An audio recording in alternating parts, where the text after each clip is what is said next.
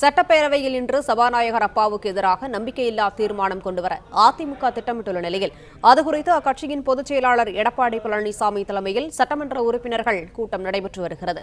கூடுதல் விவரங்களை செய்தியாளர் பாண்டியராஜன் வழங்க கேட்கலாம். பாண்டியராஜன், வணக்கம். விவரங்களை பதிவு பண்ணலாம்.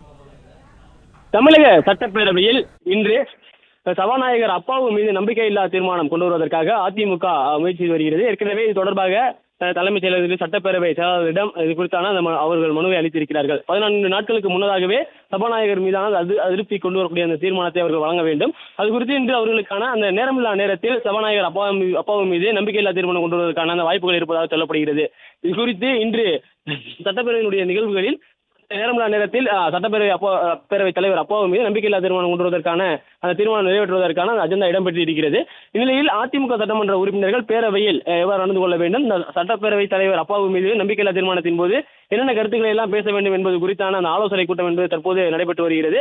குறிப்பாக சபாநாயகர் அப்பாவு அந்த நம்பிக்கையில்லா தீர்மானத்தின் போது அவையில் இருக்க மாட்டார். துணை சபாநாயகர் பிச்சாண்டி தான் அவையில் இருப்பார். அவரிடம் எந்த மாதிரியான கருத்துக்களை முன்வைப்பது, அவர் மீதான நம்பிக்கையில்லா தீர்மானத்திற்கான முக்கிய காரணங்களாக என்னென்ன முன்வைக்கப்பட்டிருக்கிறது என்பது குறித்தெல்லாம் அதிமுக சட்டமன்ற உறுப்பினர்கள் மற்றும் எதிர்க்கட்சி துணைத் தலைவராக இருக்கக்கூடிய ஆர் பி உதயகுமார் முன்வைக்க இருக்கிறார் என்கின்ற தகவலும் வெளியாகியிருக்கிறது.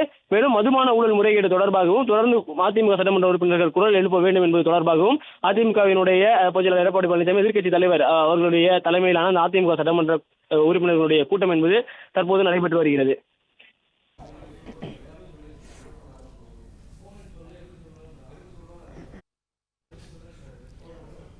விவரங்களுக்கு நன்றி பாண்டியராஜன்.